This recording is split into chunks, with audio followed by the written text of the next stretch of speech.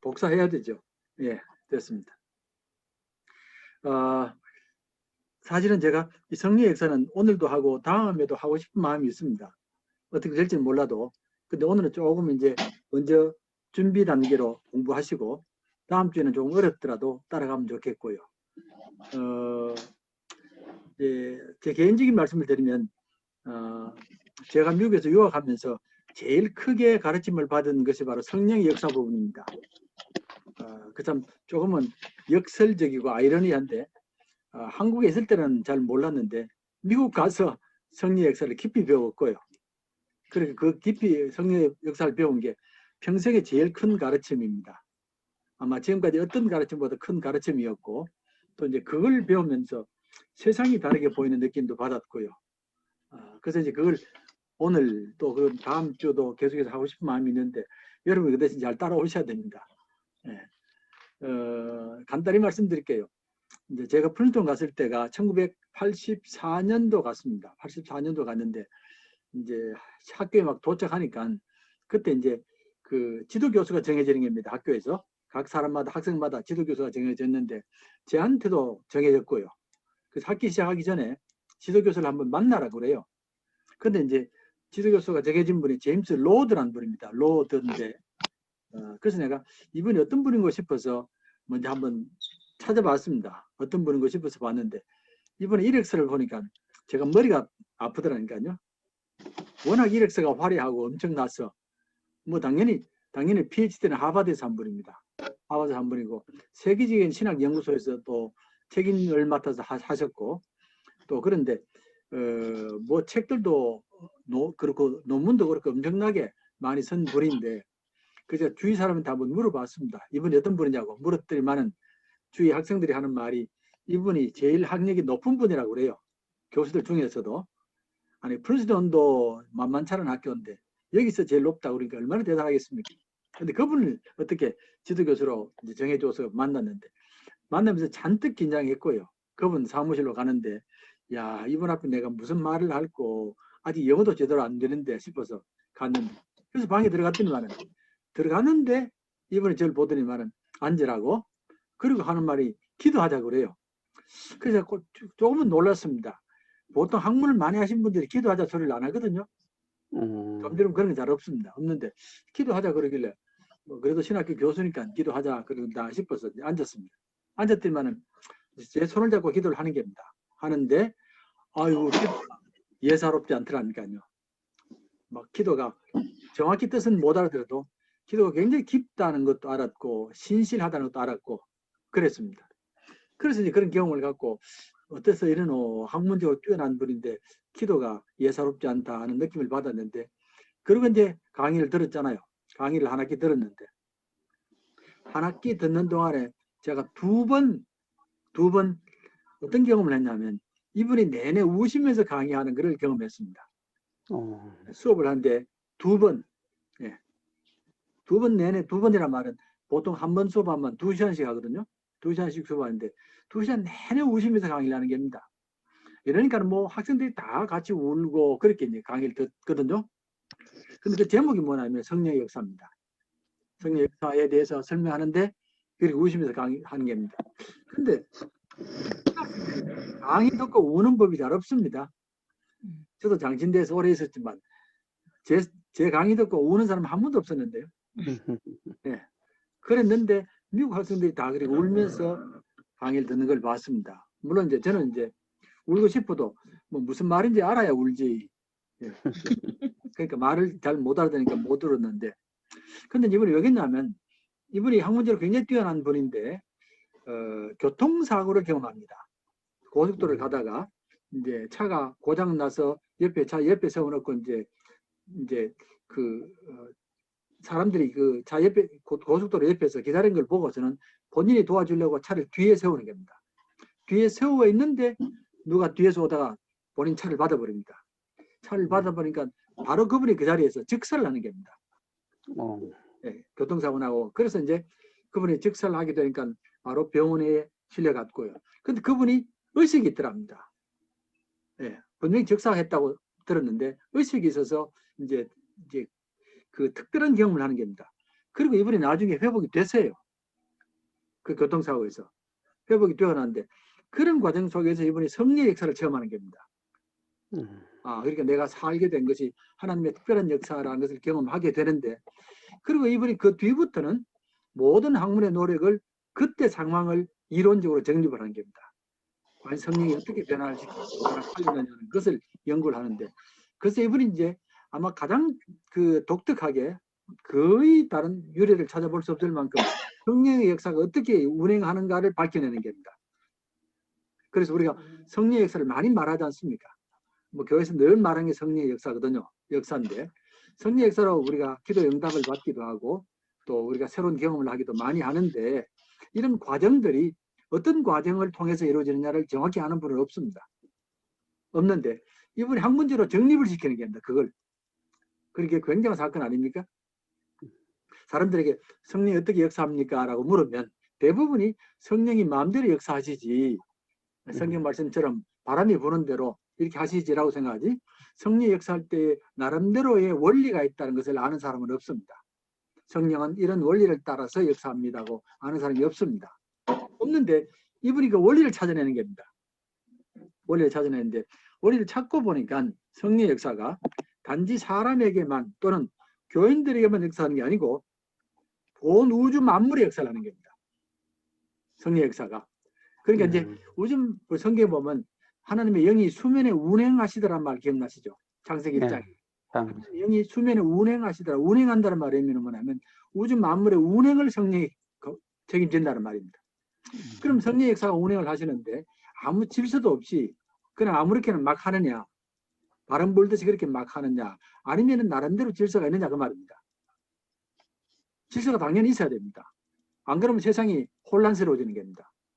그래서 이번에 이제 성령의 역사의 운행 원리를 찾고 나니까 정치, 경제, 사회, 문화, 예술 모든 분야에 성령의 역사하고 계시고, 그 성령의 역사 때문에 세상이 유지되어 나가는 겁니다. 만약에 성령의 역사가 없으면 세상은 다 무너지더라는 그 말입니다. 그래서 이제 그걸 배웠는데, 그걸 배우고 나니까 얼마나 제가 감격스러웠고 세상이 다르게 보이더라니까요. 그런 경험이 있어서 저한테는 평생에 제일 큰 가르침이고 소중한 가르침입니다. 가르침인데 이제 그걸 문제는 설명하기가 너무 어렵습니다. 제가 이걸 확실히 알면 자신 있게 설명하겠는데, 이걸 좋긴 너무 좋은데 설명이 너무 어렵습니다. 그래서 제가 신학교 있을 때도 학생들한테 열심히 설명하는데도 그래도 못 알아듣더라니까요. 그거는 그분의 문제가 아니고 제가 문제입니다. 제가 문제인데, 근데 이제 벌써 84년에 배웠으니까 시간이 30 몇 년 지났습니다. 36년이 지났지 않습니까? 36년 지나면서 그동안 목회를 하는 과정 속에서 이걸 이렇게 설명하면 되겠구나라고 이제 조금씩 깨닫는 겁니다. 깨닫는데 지금은 아마 지금까지보다도 제일 잘 설명할 텐데요. 여기까지 왔으니까 이제 설명을 할 수 있습니다. 잘할 수 있는데 이제 지금 유임을 받으셨는데 유임을 제일 첫 번째 질문이 뭡니까? 제일 첫 번째. 인간의 4차원. 인간의 4차원이라고 써놨지 않습니까? 그것부터 먼저 정리하면 좋겠습니다. 자, 사람들이 뭐냐? 인간이 뭐냐라는 질문이 굉장히 중요한 질문입니다. 그러시죠? 어떤 질문보다 중요한 질문이고 철학의 가장 핵심적인 질문이고 요즘에는 심리학의 제일 핵심적인 질문입니다. 사람이 도대체 뭐냐를 정확히 알아야 되거든요. 그래야만 내가 나를 바르게 볼 수 있고 사람을 바르게 볼 수 있습니다. 이게 굉장히 중요한 질문인데 사람들이 연구하면서 얼마나 이론들이 많겠습니까? 사람이 어떤 동물이라는 거, 어떤 피조물이라는 거. 예를 들어서 사람은 생각하는 동물이다. 이건 파스칼도 그런 말을 했고 또 이제 그 데카르트 같은 사람들도 그런 말을 했는데, 예수 믿는 사람들은 성경에 따라서 정확히 답을 가지고 있어야 됩니다. 성경에 따라서 답을 가지고 있어야 되거든요. 우리가 만약에 성경에 따라서 사람이 누구냐를 정확히 모르면 나도 모르고 남도 모르는 겁니다. 그러시죠? 나도 모르고 남도 모르니까 우리는 성경에 따라 답을 가져야 됩니다. 제가 이제 지난번에 창세기 공부할 때 그런 말씀 드렸습니다. 성경에 제일 먼저 나오는 게 세계관이거든요. 세상이 어떻다를 설명하지 않습니까? 이건 어마어마한 사건입니다. 세상이 어떻다를 어떻게 아느냐는 겁니다. 우리가 감히. 근데 성경은 제일 먼저 정확히 설명하거든요. 하나님이 만드셨고 또 하나님이 사랑으로 만드셨고 심히 좋아하는 세상이다. 세상이 이렇다라고 설명해 주는 겁니다. 이게 예수 믿는 사람들이 가지고 있는 세계관입니다. 그러니까 예수 믿는 사람들은 어지간한 철학자를 훨씬 넘어가는 겁니다. 이런 세계관을 가지고 있는데, 그러니까 세계관을 어떻게 보느냐에 따라서 사는 방법이 다르고 세상이 전혀 달라집니다. 제가 지금 방금 조금 전에 이제 텔레비전을 잠시 켰더니만은 미얀마에 관한 얘기가 나오더라니까요. 미얀마가 불교 나라입니까? 불교 나라인데 굉장히 못 사는 나라거든요. 굉장히 못 사는 나라인데, 불교 나라가 못 사는 건 당연합니다. 그 이유는 세계관이 우리와 다르기 때문에 그렇습니다. 예. 불교는 세계관을 말할 때 세상은 고해라고 규정하거든요. 고해 바다라고 규정하고, 우리가 할 일은 고해 바다에서 벗어나야 되잖아요. 이렇게 되면 세상이 발전할 수가 없습니다. 이해되시죠? 사람들이 할 일을 뭐냐면 고통의 바다에서 벗어나는 게 우리의 소망이라면 뭐 때문에 세상을 위해서 열심히 일하겠습니까? 그게 당연히 이 나라가 못 사는 겁니다. 뭐 미얀마도 그렇고 캄보디아도 그렇고 불교 영향을 받은 나라들은, 동남아시아 나라들은 대부분 다 못 삽니다. 당연하거든요. 그런데 기독교는 하나님이 만드셨고 하나님이 심히 기뻐하셨고 좋은 세상이다. 이러면 그걸 위해서 애를 쓰지 않습니까? 그 세계관이 굉장히 중요합니다. 중요한데, 자, 마찬가지로 사람이 누구냐가 굉장히 중요하거든요. 사람이 누구냐고. 그러니까 그 다음에 세상을 알면 나도 바르게 알아야 되지 않습니까? 그 두 번째인데, 오늘 첫 번째 이제 질문이 그렇습니다. 인간의 내 차원이 있다는 게 성리의 가르침입니다. 내게 내 차원이 있습니다. 내 차원이 있는데 그걸 잘 이해하시면 좋겠고, 그걸 가지고 이제 이게 이 신앙의 터전이 돼야 되고요. 첫 번째 차원이 뭐냐면은, 사람에게는 첫 번째는 나란 차원이 있습니다. 내가 있지 않습니까? 당연히 내가 있지. 왜냐하면 내 몸이 있고 내 생각이 있고 내가 원하는 게 있고 내가 있지 않습니까? 내가 있는데, 사람들이 많은 노력은 내가 잘 되는 게입니다. 이해되시죠? 내가 잘 되는 게 내가 원하는 게입니다. 예. 뭐 남편이 있어도 남편보다 내가 잘 되면 좋겠고, 자식이 있어도 내가 잘 되면 좋겠고, 자관 내가 잘 돼야 됩니다. 내가 건강하고, 내가 또 사람들에게 존경받고, 내가 잘 되기 위해서 애를 많이 씁니다. 그렇지 않습니까? 실제로 우리가 시간 보내는 거 보면 나를 위해서 시간을 굉장히 많이 보내거든요. 예. 목사라고 예외는 전혀 아닙니다. 목사는 늘 교회를 생각하고 뭐 늘 교회를 생각한다. 그것도 거짓말입니다. 사실 목사가 자기를 위해서 애를 많이 쓰지. 그렇죠? 그렇죠. 예. 목사가 건강해야 되고 또 나름대로 지식을 가져야 되고, 이런 모든 것들이 사실은 나를 위한 거 아닙니까? 내가 무시당하면 안 되니까 그렇지. 이해되시죠? 두 번째가 뭐냐면은, 사람이 내가 잘 되기 위해서는 나 혼자는 절대로 안 됩니다. 반드시 주위 도움을 받아야 되잖아요. 환경의 도움을 받는 게입니다. 그러니까 부모의 도움을 받아야 되고, 교회 도움을 받아야 되고, 이웃의 도움을 받아야 되고, 내 환경이 얼마나 많은지 모릅니다. 내가 되기 위해서는 주위 도움을 많이 받잖아요. 한번 생각해보면 그렇습니다. 우리가 쭉 지금까지 삶을 돌아보면 나를 위해서 수고한 사람들이 굉장히 많잖아요. 어마어마하게 많은 사람들이 나를 위해서 수고한 겁니다. 수고하는데, 사람들도 많이 수고했지만 환경도 중요하거든요. 내가 어느 학교를 다녔느냐 이것도 중요하고, 예. 이웃을 어떻게 가졌느냐도 중요하고, 지리적인 요건도 중요하고, 내가 또 잘 되기 위해서 좋은 집을 가져야 되겠고, 예. 좋은 음식을 먹어야 되겠고, 또 돈도 있어야 되겠고, 이게 전부 환경 아닙니까? 이렇게 많은 환경들이 있음으로 말미암아 내가 되는 겁니다. 그러니까 내가 좋게 되기 위해서 환경의 도움을 많이 받아야 되는 겁니다. 자, 그럼 두 가지가 됐습니다. 이건 충분히 이해가 되시죠? 이건 뭐 쉽게 이해할 수 있습니다. 이건 짐승들도 이해할 수 있습니다. 짐승도 똑같습니다. 짐승 동물들도 내가 잘 돼야 되고, 또 내가 살 수 있는 좋은 환경을 찾아가야 되고요. 당연히 물이 있는 데를 찾아가야 되고 안전한 곳을 찾아가야 되고, 동물하고 비슷합니다. 우리 사람이 조금 뛰어나서 그렇지 근본적으로 비슷합니다. 동물들도 두 가지를 가지고 있습니다. 자, 이제 세 번째가 문제입니다. 세 번째가 문제인데, 사람하고 동물이 다른 점이 하나 있습니다.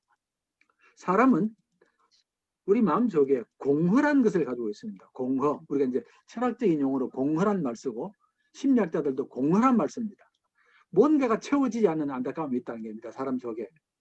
뭔가 답답함이 있기도 하고, 예, 고통이 있기도 하고, 그렇게 하는데, 이제 우리 속 사람을 깊이 들여다보면 동물에서 볼 수 없는 특별한 것들이 몇 가지가 있습니다. 첫 번째가 뭐냐면은, 모든 사람들에게는 외로움이라는 게 있습니다. 이해되시죠? 네. 동물들이 외로워하는지는 모르겠습니다. 내가 외로워 죽겠다, 뭐 외로워 못 살겠다 이런 말 하는지는 모르겠는데 사람에게는 외로움이라는 게 항상 있습니다. 특히 요즘 연세 드신 분들은 외로움이 굉장히 크게 다가오거든요. 외로움이라는 게 다가오는 게 아닙니다. 그럼 젊은 아이들은 외로움이 없느냐? 안 그렇습니다. 요즘 젊은 아이들도 제일 큰 고민이 외로움이라는 고민입니다. 제가 이렇게 말씀드린 것은 지난번에 한번 말씀드렸는지 모르겠는데 하버드 대학교의 유명한 교수가 젊은 아이들 상대로 연구한 결과가 있습니다. 젊은 아이들이 요즘 열심히 살거든요. 그리고 뭐 컴퓨터나 이런 게 핸드폰 얼마나 잘 씁니까? 쓰는데 이 아이들이 외롭다는 겁니다. 외로워서 고통을 많이 합니다라고 하는데 왜 외로우냐면 사람이 없어서 외로운 게 아니고 사람과 만남이 너무 표면적이라는 겁니다. 깊지를 못하고 진정한 만남이 되지 않고 그냥 잠시 만나는. 전 세계 아이들 만나도 너무 피부적으로 만나니까 외롭다는 겁니다. 그래서 저도 깜짝 놀랐는데 그러니까 인간들에게는 외로움이라는 게 평생이 있습니다. 젊을 때도 있고 나이 들어도 있고 이해가 되시죠? 두 번째는 허무함이라는 게 있습니다. 사람들은 허무하다는 게 있습니다. 이것도 아마 나이 드시면 더 그럴 텐데 허무함이 있거든요. 그래서 우리나라에 이제 베이비 부머 시대가 본격적으로 이제 노인이 되고 직장을 다 끝나게 되니까 어느 날 갑자기 직장에서 나오면 갑자기 허무함이 다가오는 겁니다. 야, 앞으로 어떻게 살고 이게 무슨 삶이냐는 허무함이 다가오는 겁니다. 허무함이라는 게 있고 제일 큰 게 뭐냐면 죽음에 대한 두려움이 다가옵니다. 죽음이라는 게 항상 있거든요. 안 그렇습니까? 노인만 죽음에 두려움이 있는 것도 아닙니다. 젊은 사람들도 죽음을 두려워하고 아이들도 죽음을 두려워하고 그렇습니다. 늘 이제 그런 두려움이 일평생 따라다니는 겁니다. 따라다니는데 만약에 사람이 죽음을 해결할 수 있다면 아마 제일 먼저 해결했을 겁니다. 그렇죠? 이렇게 문명이 발달하고 의학이 발달하면 제일 먼저 해결했을 텐데 아직 해결은 안 되는 겁니다. 이런 것들이 있습니다. 그러니까 허무함도 있고 외로움도 있고 죽음에 대한 두려움도 있고 이런 것들이 사람 속에 있는 겁니다. 있는 건데 이걸 해결하려고 애를 많이 쓰지 않습니까? 진시황도 애를 쓰고 별일 다 하는데 이게 해결이 안 되거든요. 안 되고 지금까지 늘 가지고 있는 게 아닙니다. 그럼 돈이 많으면 해결되느냐? 아닙니다. 그것도 아니고 잘 산다고 해결되는 것도 아니고 늘 가지고 있습니다. 자, 이 문제가 고민입니다. 이게 이제 성경이 말하고 있는 죄라는 고민입니다. 우리 속에 죄가 있기 때문에 가지게 되는 이런 고통인 겁니다. 창세기 1장을 보시면은 상 3장 아닙니까? 아담과 하와가 선악과를 따먹고 하나님께로부터 분리되고 이웃과 분리되고 자연과 분리가 되거든요. 이렇게 되면 사람들에게 그 다음에 죽음이 찾아오잖아요. 에덴 동산에 죽음이 찾아오는 겁니다.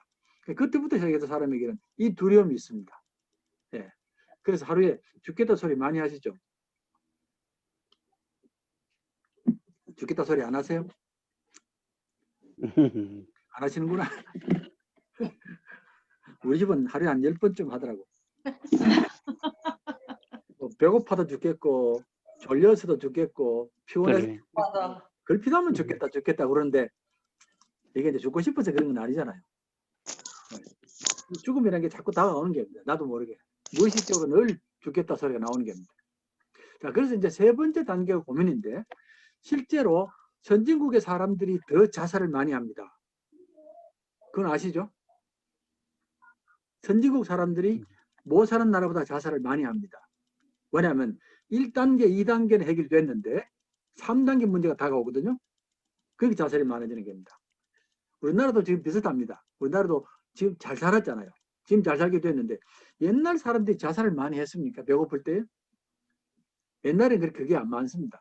근데 지금 잘 살게 되니까 이런 문제가 다가오는 겁니다. 왜냐하면 잘 살게 되면 배가 부르면 이제는 3단계로 넘어가기 때문에 그렇습니다. 못 살 때야 뭐 열심히 밥을 먹어야 돼. 그러니까 생각을 안 하는데 밥 먹고 나면 3단계가 다가오는 겁니다. 그러면 허물어지는 겁니다. 저 놀란 게 노르웨이가 전 세계에서 자살이 많은 나라로 유명하잖아요. 노르웨이가. 그래서 노르웨이 별명이 자살 공화국입니다. 이게 세계에서 제일 잘 사는 나라 중에 하나거든요. 그런데 자살 공화국입니다. 이게 이제 바로 3단계 때문에 그렇습니다. 3단계의 문제를 해결해야 되는데 안 되거든요. 근데 사람들이 이런 것을 고민하는 건 뭐냐면 이걸 넘어가고 싶다는 게거든요. 넘어가고 싶은 간절한 바람이 있는데 그걸 우리가 네 번째 단계로 거룩함이라고 그럽니다. 거룩함이라는 것은 죄에서 벗어나서 3단계 벗어나서 4단계의 모습이 되는 건데, 우리가 이제 우리가 쉽게 말씀드리면, 내가 만약에 아주 가난했다, 내가 부유하고 싶다, 아주 약했다, 내가 건강하고 싶다, 나는 열등감이 많다, 열등감이 없기를 원한다, 자신감이 있기 원한다, 외롭다, 그렇지 않기 원한다. 이게 바로 넘어가는 거룩함의 차원입니다. 거룩함이라는 게 꼭 무슨 종교를 갖는 것만 아니고 사람이 3단계를 넘어가고 싶은 간절한 바람이 있는 겁니다. 그럼 여기서 이제 불교와 기독교의 큰 차이가 하나 있습니다. 자, 불교가 3단계를 알고 있습니다. 알고 있는데 불교가 하는 방법은 내 스스로 이겨나가는 겁니다. 그러시죠? 내가 스스로 부처가 되는 겁니다. 이게 불교의 방법입니다. 그러니까 불교의 방법이 여러 가지가 있는데 그 묵상을 깊이 하고 아니면은 자기 몸을 불태우고 이런 방법들이 나오잖아요. 이게 불교의 방법인 겁니다. 네. 근데 기독교의 방법은 이건 내 힘으로 되는 건 아니다. 도움을 받으라는 겁니다. 하나님의 도움을 받으라고. 이해되시죠? 그러니까 예수의 도움을 받고 그 손을 잡고 일어나라는 겁니다. 그게 성령의 역사입니다. 3단계를 넘어가는 게. 그러면 이런 것에서 벗어나서 점점 거룩함으로 넘어가는 겁니다. 이해됐습니까? 기독교와 불교의 차이점입니다. 불교는 내 스스로 넘어가야 되고 기독교는 하나님의 손을 잡겠다는 겁니다. 도와서 넘어가도록 하는 게 그게 차이가 나는 겁니다. 요까지 됐습니까?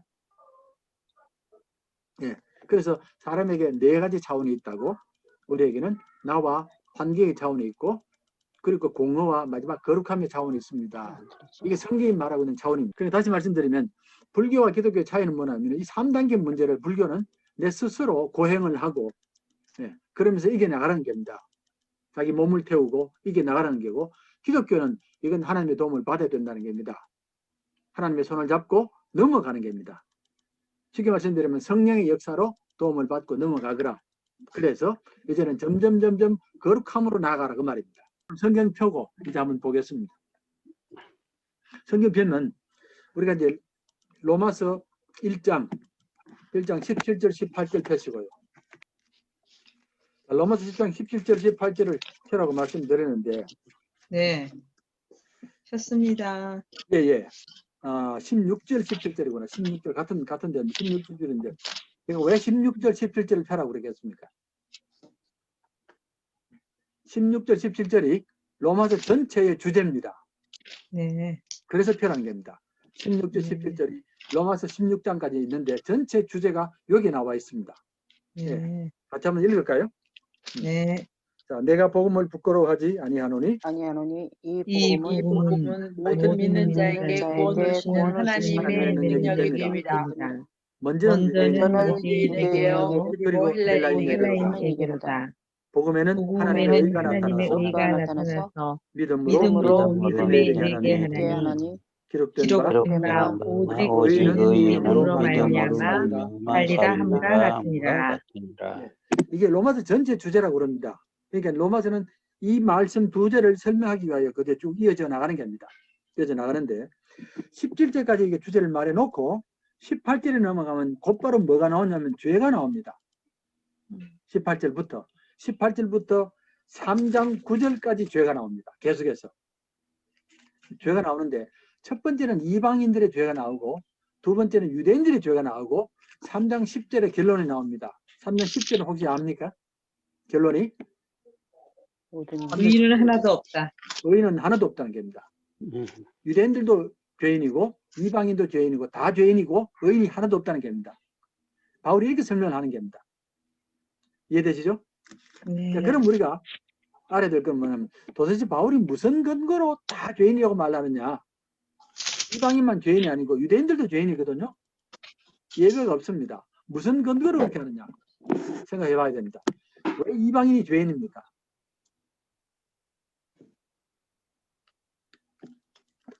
답을 못 하겠습니까? 왜 이방 사람이 죄인입니까? 이방 사람 하나님을 알지 못하기 주님을 모르니까. 그렇죠. 하나님을 모르고 주님을 모르니까 당연히 죄인이죠. 그렇죠? 자, 쉽게 하나님을 모르기 때문에 다른 말 하면 우상을 섬기기 때문에 죄인이다. 그럼 되죠. 네. 그러면 유대인들은 하나님을 모릅니까? 알죠? 하나님을 안 섬깁니까? 당연히 섬기지. 알죠? 근데 왜 유대인들도 죄인이라 그 말입니다. 그 말이 나오는 겁니다. 유대인처럼 율법을 잘 지킨 사람이 있습니까? 겉으로 지킬지라도 온 힘을 다하지 않습니까? 하나님을 잘 섬기지 않습니까? 근데 왜 유대인이 죄인이냐 그 말입니다. 네. 모든 이제 것을 율법에 의지해서. 네.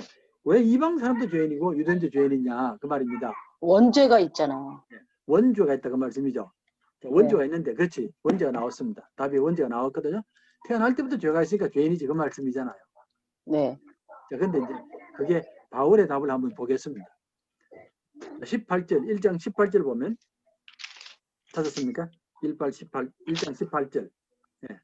보면 하나님의 진노가 불의로 진리를 막는 사람들의 모든 경건하지 않음과 불의에 대하여 하늘로부터 나타나나니 하나님의 진노가 불의로 진리를 막는 사람들, 경건치 않은 사람들이 누구냐면 이방인들입니다.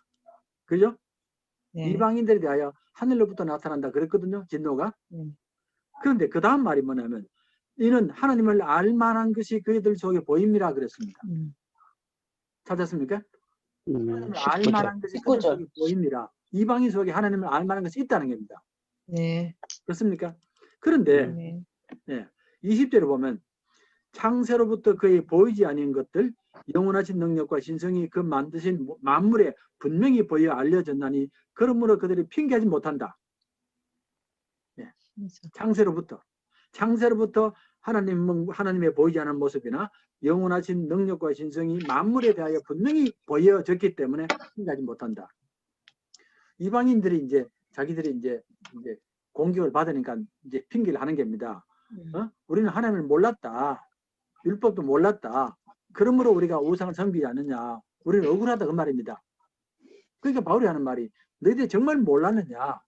창세로부터 하나님의 모습이나 영원하신 능력과 신성이 만물에 분명히 보여 알려졌다는 겁니다. 만물에.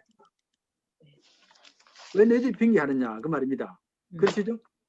그 다음에 보면 하나님을 알되 하나님을 영화롭게도 아니하죠. 감사하지도 않고 오히려 생각이 허망해지고 미련한 마음이 어두워졌나니 그랬습니다. 유대인들이 이방인들이 하나님을 안다는 겁니다. 아는데도 영화롭게도 않고 감사치도 않고 생각이 허무해져서 그 다음에 22절 스스로 지혜 있다 하나 어리석게 되어 썩어지지 아니하는 하나님의 영광을 썩어질 사람과 새와 짐승과 기어다니는 동물 모양의 우상으로 바꾸었다. 우상으로 바꿔버렸거든요. 네. 하나님을 몰라서 한 게 아닙니다. 하나님을 알고 만물에 분명히 나타났고 그런데도 그들의 마음이 허망해져서 결국에는 하나님을 버리고 우상을 만들었다는 겁니다. 이게 바울의 답입니다. 이게 좀 의외 아닙니까? 네. 이방 사람이 당연히 하나님을 모를 줄 알았습니다. 그런데 여기 보면 하나님을 안다는 겁니다. 그리고 만물에 분명히 보여 알려졌다고 그랬습니다. 그렇게 됐거든요. 자, 그래서 이제 여기까지가 답을 보면 이방 사람들이 죄인인 것은 하나님을 몰라서가 아니고 하나님을 알지만 생각이 허망해져서 우상을 섬긴다는 겁니다. 그러니까 핑계를 못하는 겁니다. 자, 그러면 이제 유대인으로 넘어갑니다. 유대인으로 넘어가면 유대인은 2장 1절부터 나옵니다. 2장 1절. 자, 보십시다. 같이 읽을까요? 자, 그러므로 남을 판단하는 사람아, 누구를 막론하고 내가 핑계하지 못할 것은 남을 막론하고 내가 내가 너를 핑계하지 정죄하니 판단하는 내가 같은 일을 행함이니라. 자, 유대인들이 이방인을 판단하는 겁니다. 저 사람들은 다 죄인들이다. 그러시죠? 판단하는데 실제로 너희들이 같은 일을 한다. 너희도 죄인이라는 겁니다. 그럼 뭐 어떻게 유대인이 죄인이냐라고 말할 때에 쭉 넘어가죠. 17절 보시면 2장 17절 보시면 찾았습니까? 2장 17절? 네. 같이 볼까요? 자, 유대인이라 불리는 내가 율법을 의지하며 하나님을 자랑하며 율법의 교훈을 받아 하나님의 뜻을 알고 기억히 선한 것을 분간하며 맹인의 길에 인도하는 자요 어둠에 있는 자의 빛이요. 20절 율법에 있는 지식과 진리의 모범을 가진 자로서 어리석은 자의 교사요 어린아이의 선생이라고 스스로 믿으니 그러면 다른 사람을 가르치는 데가 가르칠 내 때가 자신은 내 가르치지 자신을 아니하느냐? 가르치지 않느냐. 도둑질하지 말라 하지 말라 선포하는 데가 선포하는 내가 도둑질하느냐? 도둑질하느냐. 2절 가늠하지 말라 말하는 말라 데가 말하는 내가 가늠하느냐? 가늠하느냐. 우상을 우상을 가증히 여기는 내가 가증히 여기는 내가 신전 물건을 신전 물건을 도둑질하느냐? 13절 도둑질하느냐. 율법을 법을 자랑하는 내가 자랑하는 내가 율법을 율법을 범함으로 하나님을 범함으로 욕되게 하느냐? 하나님을 욕되게 하느냐. 지금 유대인들의 잘못을 알겠습니까? 네, 유대인들은 율법을 압니다. 율법을 네, 가르칩니다. 율법을 네, 자랑합니다. 그런데 가늠하지 말라 그러면서 가늠하고 우상을 네. 가정히 여기라 그러면서 신전 물건 도둑질하고 네. 율법을 자랑하지만 율법을 범하고 비슷한 거 아닙니까 지금? 네, 유대인들의 잘못이 뭡니까? 역행하는 거죠. 말로만. 예, 말로만 분명히 율법을 말하고 율법을 자랑하고 가르치는데 실제로 안 한다는 겁니다. 네, 실제로 안 한다는 겁니다. 예. 자, 그래서 율법을 자랑하는 내가 율법을 범함으로 하나님을 욕되게 하느냐? 너희들 지금 율법으로 하나님을 욕되게 하는 겁니다. 어떤 면에서 보면 이방 사람보다 더 나쁜 사람들 아닙니까? 네, 네. 율법을 자랑하고 가르치면서 그리고 돈도 벌으면서 범하지 않으니까 그러니까 여기 이제 문제가 나오는 겁니다. 그러면 이제 답이 나옵니다. 바울이 사람들이 죄인이라고 말하는 것은 우상을 섬기기 때문만도 아니고 율법을 잘못 지키기 위함만도 아닙니다. 그 무슨 말이냐면 알면서 행치 않는다는 겁니다. 알면서 행하지 않는다. 이게 이제 큰 문제입니다. 이게 큰 문제인데 마지막 결론이 3장 10절입니다. 의인은 없나니 한 사람도 없고 깨닫는 자도 없고 하나님을 찾는 자도 없고 다 치우쳐 무익하게 된다는 말 나왔거든요. 결론입니다. 선행하는 사람은 하나도 없도다. 예. 자, 그러면 이제 우리가 이제 심각하게 고민해야 됩니다. 그러면 알면서 행치 않는다. 이게 무슨 얼마나 큰 잘못입니까, 이게? 알면서 하지. 알면 하지.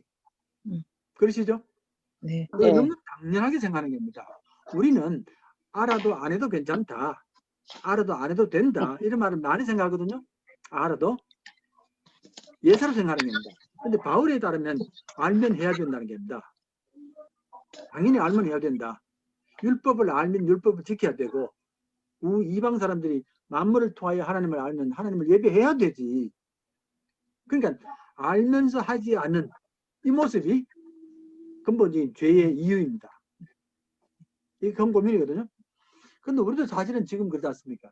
우리가 예수를 믿고 하나님 말씀을 많이 배웠습니다. 근데 실제로 행하는 경우가 많이 있습니까? 못하는 게 훨씬 많을 텐데요. 네. 못하는 게 훨씬 많습니다. 그래도 불구하고 이게 심각한 죄라고 생각 안 하는 겁니다. 다 못하는데 뭐 목사도 못하는데 내가 어떻게 해 그 말이죠. 다 못하는데 뭐 그게 예사로 생각하는 겁니다. 그런데 우리 인간은 근본적으로 알아도 못합니다. 그러면 그것 때문에 우리가 알게 모르게 계속해서 마음속에 갈등이 생기고 고통이 다가오는 겁니다. 이게 보통 네. 고통이 아닙니다. 네, 예수를 믿으면 천당 간다. 이걸 알면 예수를 믿을 텐데 알아도 행하지 않거든요. 네. 그러니까 우리가 알면서도 행치 않는다는 것이 얼마나 큰 죄를 바울이 지금 말하는 겁니다. 이게 숨어있는 죄거든요. 사람들이 죄라고 여기지 않는 죄인데 이게 굉장히 큰 죄입니다. 네. 만약에 알면서 행할 수 있는 게 반만 된다면 우리가 어떻게 되겠습니까? 의인이죠. 의인 중에 의인입니다. 온 네. 세상이 우리를 보는 의인입니다. 아는 것을 반만 해도 우린 반도 못하는 것 같아요. 저도 생각해서 얼마나 그동안에 신학한다고 반에 반. 많이 했는데 네. 신학하면서 공부를 얼마나 많이 했는데 100분의 1만 했으면 천사처럼 날아다닐 텐데 알면서 못하는 겁니다. 네. 몰라서도 못하지만 의도적으로 못할 때가 많습니다. 네, 실제로 사람들이 죄를 짓는 것은 몰라서 짓는 거 아닙니다. 네. 도둑질 하는 사람들이 도둑질이 나쁘다는 것을 몰라서 하는 것 아닙니다. 알면서도 하는 겁니다. 네. 이런 게 수없이 많은데 우리는 이걸 죄의 근본이라고 생각을 한 번도 못했습니다. 이게 우리를 얼마나 고통스럽게 하는지도 몰랐고요. 네. 이런 죄가 계속해서 우리 속에 쌓이면 끊임없이 좋아지라는 겁니다. 자, 그러면 이제 우리가 이제 다시 생각하는 겁니다. 이게 바울 자신에게 나타납니다. 놀랍게도 7장으로 넘어갑니다. 7장 24절. 7장 24절 넘어가면 바울의 유명한 고백이 하나 나옵니다. 네. 기억나시죠? 네. 오호라 나는 공고한 사람이다. 사람이다. 이 사망의 사망이 몸에서 몸에서 누가 누가 나를 건져내랴. 건져내랴. 이게 바울이 가장 기쁜 이 고통입니다. 내가 곤고한 사람이로다. 인생이 다 파산이 됐다는 말입니다. 배가 파산한 곤고한 사람이고 이 사망의 몸에서 내가 지금 사망에 갇혀 있다는 겁니다. 그러니까 나는 분명히 말씀을 알고 말씀을 자랑하고 말씀의 최고 권위자인데 내가 사망의 몸에 갇혀 있다는 겁니다. 죽음이 나와 함께 있다는 겁니다.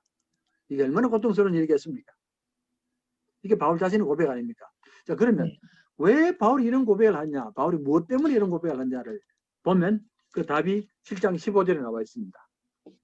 그 앞에 7장 15절 뭐라 그럽니까? 내가 행하는 것을 내가 알지 못하노니 곧 내가 원하는 것은 행하지 아니하고 도리어 미워하는 것을 행합니다. 이 말 아닙니까? 내가 원하는 것은 하지 않고 미워하는 것을 행합니다. 그 말이거든요. 이 바울의 고백입니다. 내가 분명히 율법을 지키기를 원하고 거룩하게 되기를 원하고 하는데도 실제로 나타나는 것은 내가 미워하는 것을 한다 그 말입니다. 이걸 어떻게 거짓말하겠습니까? 그러니까 바울이 이걸 알고서는 고통을 받는 게 아닙니다. 그럼 답이 같아졌습니다. 이방 사람들도 같고 유대인들도 같고 바울도 똑같은 겁니다. 세 부류가 다 똑같이 같은 문제를 가지고 있습니다. 내가 원하고 내가 알고 하는 것을 지키지 못하는 인간의 한계가 부딪히는 겁니다. 되셨죠? 자, 그러면 이제 마지막에 이제 답이 하나 나옵니다. 왜 그러면 내가 못하느냐라고 말할 때에, 왜 이런 일이 벌어지나 말할 때에, 그게 바로 죄 때문에.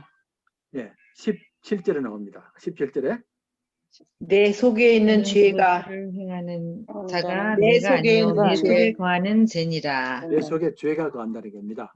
내 속에 죄가 내 있다. 속에 우리 이제 악한 이정희사는 처음에 먼저 말씀하셨는데 내 속에 죄가 역사를 한다는 겁니다. 죄가 역사를 하면 사람들이 아무리 알고 원하고 몸부림쳐도 이걸 못 감당한다는 겁니다. 이해되시죠?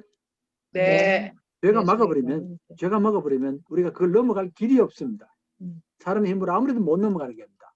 그러니까 사람들이 아무리 거룩하다 그래도 이 죄의 문제를 해결 안 되면 계속해서 알면서 행지 못하는 일이 벌어지는 겁니다.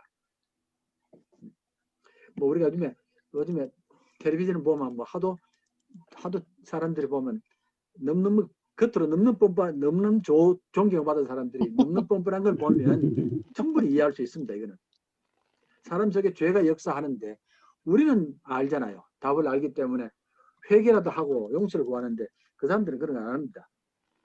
자, 그래서 원하는 법 선언하지 않고 원치 않은 악을 행한다. 이게 19절 아닙니까? 내가 원하는 선언하지 않고 원치 않은 악을 행한다. 내가 이제 답을 깨달았노니 그건 내 속에 악이 죄가 함께 있는 것이다 라고 답이 나오는 겁니다. 자, 그럼 죄의 문제가 해결이 안 되면 우리는 결코 거룩함의 차원으로 넘어가지를 못합니다. 이게 성경의 답입니다. 여기까지 됐습니까? 네. 자, 그러면 7장을 넘어가면 8장으로 넘어갑니다. 7장 마지막에 오호라 나는 공고한 사람이라 그랬던 바울이 8장이 넘어가면 1절, 2절 보겠습니다. 같이 보면 그러므로 이제 그리스도 예수 안에 있는 자에게는 자에게는 결코 결코 정죄함이 없나니 없느니라. 이는 그리스도 예수 안에 있는 그리스도 생명의 성령의 법이 죄와 죄와 사망의 사망의 법이 법에서 너를 너를 해방하였습니다. 이게 8장입니다. 7장 마지막과 8장 이렇게 다릅니다. 절망했고 사망이라고 했던 바울이 8장으로 넘어가면 갑자기 분위기가 바뀝니다. 예수 안에 있는 생명의 성령이란 말이 나왔습니다. 이제는 그 법이 죄와 사망에서 너를 해방시켰다는 말이 나오거든요. 생명의 성령의 법이 마치 이스라엘 백성과 같습니다. 애굽에 400년간 노예로 있을 때에 하나님의 역사로 홍해를 건너갔거든요. 그 홍해를 건너가면 전적으로 하나님의 역사입니다. 예수 믿는 사람들이 죄에서 벗어나 구원받는 것은 생명의 성령의 법이 함께 했다는 겁니다. 이게 이제 답이 나온 겁니다. 그러니까 사람의 힘으로 해결하지 않고 하나님의 도우심으로 생명의 성령의 법으로 도우심을 받아야만이 비로소 새로운 생명이 태어나기 시작하는 겁니다. 자, 그럼 8장 마지막을 한번 보십시다. 8장 마지막을 보면 바울이 어떻게 마치는지. 높음이나 깊음이나 꿈이나 다른 어떤 어떤 피조물이라도 피조물이라도 우리를 우리 주 그리스도 예수 안에 있는 하나님의 사랑에서 사랑에서 끊을 수 끊을 수 없습니다. 없느니라. 예. 이게 마지막 가면 굉장히 막 넘칩니다. 하나님의 이 찬송이 넘쳐나거든요. 네. 38절 보면 내가 확신하노니 사망이나 생명이나 천사들이나 번제자들이나 현재일이나 장래이나 능력이나 높음이나 깊음이나 다른 어떤 피조물이라도 우리를 그리스도 예수 안에 있는 하나님의 사랑에서 끊을 수 없다는 말로 고백이 마치는 겁니다. 이게 8장 마지막입니다. 그 7장 마지막에서 8장으로 넘어가면서 그 굉장한 도약이 생겨났다는 겁니다. 이 존재의 도약이 생기라는 겁니다. 그러니까 죄라는 큰 강을 뛰어넘는 겁니다. 넘더니만은 갑자기 전혀 다른 사람이 나타나는 겁니다. 자, 그러면 8장에 성령이란 말이 처음으로 나옵니다. 로마서에는 거의 처음입니다. 한두 번 잠시 나오는데 거의 처음으로 8장에 성령이란 말이 나오는데 8장 한 장 안에 성령이 몇 번 나오느냐는 겁니다. 성령이란 말이 몇 번 나오겠습니까? 자, 제가 이제 한번 찾아볼랍니까? 성령이 몇 번 나오는지. 예. 제일 먼저 나오는 게 8장 2절. 2절. 나왔죠? 성령의 법이 나왔습니다. 그 다음 나오는 게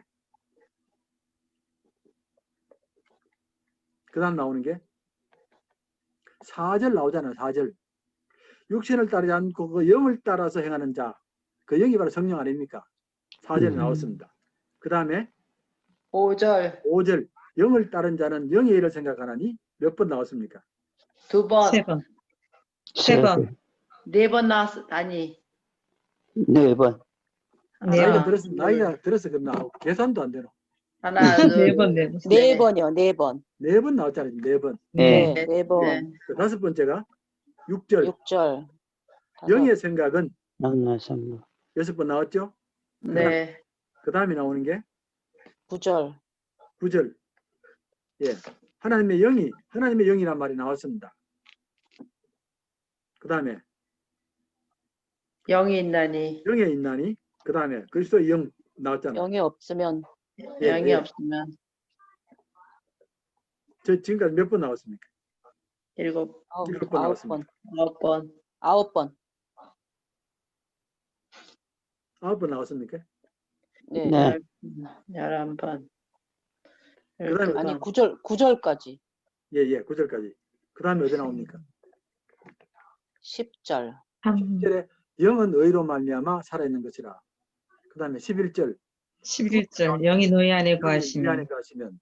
네. 그 다음에 그 뒤에 그 영으로 13절. 영으로 말미암아. 말미암아 나왔습니다. 네. 그 다음에 나오는 게 13절. 13절. 영. 영으로서 몸의 행실을 죽이면 나왔고, 14절 14절 영으로. 영, 15절 14절도 있어요. 영으로 인도하는. 예, 예, 그러니까 예. 14절 하나님 했어요. 영으로. 응. 예. 그럼 15절. 15절 영으로. 양자의 영을 영을 받았고, 받았 양자의 영의 영이 아니고 양자의. 그 다음에 16절 성령이 성령. 우리의 우리의 영과 더불어. 예, 영과 더불어. 17절 얘는 없습니까? 없어요. 자, 여기까지 한번 해보시죠. 전부 몇 번입니까? 17번이요. 7번 나왔습니까? 17번. 예, 예. 어쨌든 한 장에 17번이 쏟아져 나오는 겁니다. 지금까지 거의 안 나왔던 말이 7장까지 거의 안 나왔던 단어가 8장에 네. 쏟아지는데 이게 이제 성령이 제일 많이 나오는 장입니다. 네. 근데 많이 나오는 게 중요한 게 아니고 언제 성령이 역사한다는 것을 우리가 꼭 기억해야 되거든요. 그러니까 제일 먼저는 우리가 성령의 법이 해방했다고 그랬습니다. 우리가 죄인 되면서 거룩함으로 넘어가는 시작이 성령입니다. 네. 그 다음에 4절에 가면 영을 따라 행하는 우리에게 율법의 요구가 이루어진다. 이제는 율법이 요구하는 것을 한다는 겁니다.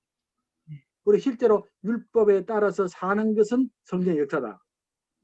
그 다음에 우리의 생각까지도 육신의 생각은 사망이고 영의 생각은 생명과 평안이다. 생각까지도 하나님의 영을 따라간다는 겁니다. 네. 그리고 7절 가면 누구든지 그리스도의 영이 없으면 그리스도 사람이 아니라고 선포하는 굉장히 큰 말입니다. 네. 그리스도 영이 아니면 그리스도 사람이 아니라고 선포해버리니까 그렇게 되는 게고, 그 다음에 이제 그 11절 가면 너희 죽을 몸도 살리시리라. 몸까지도 변화시켜 나가는 겁니다. 네. 그 13절도 마찬가지입니다. 영으로서 몸의 행실을 죽이면 산다고 말했고, 그리고 14절 하나님의 아들의 이 하나님 영으로 인도함을 받는 사람이 하나님의 아들이다. 이런 말들이 나오지 않습니까? 자, 그러면 예수 믿는 사람들의 모든 것이 다 성령에 따라서 움직인다 그 말입니다. 예수를 믿을 때부터 성령이 역사하게 되고 성령에 따라서 율법을 지키게 되고 성령에 따라서 몸의 행실을 죽이게 되고 모든 것들이 다 이 성령에 따라서 움직인다는 그런 말로 결론이 나오는 겁니다. 그렇습니까? 예. 자, 그런 면에서 우리가 성령의 의미를 다시금 생각하셔야 되고요. 성령이라는 게 그래서 교회 잠시 갔다가 그때 성령이 임하는 게 아니고 우리 모든 삶에서 역사를 늘 하고 함께 하신다는 말입니다. 그래서 이제 우리가 성령이 함께 한다는 말을 쓸 때는 영어로 dwell이라는 단어를 씁니다. D-W-L-L. dwell이라는 말은 뭐냐면 집을 짓고 함께 산다는 겁니다. 우리 안에, 심령 안에 성령이 집을 짓고서 함께 사시는 게지 들어갔다 나왔다 하는 그런 분이 아니라고 말입니다.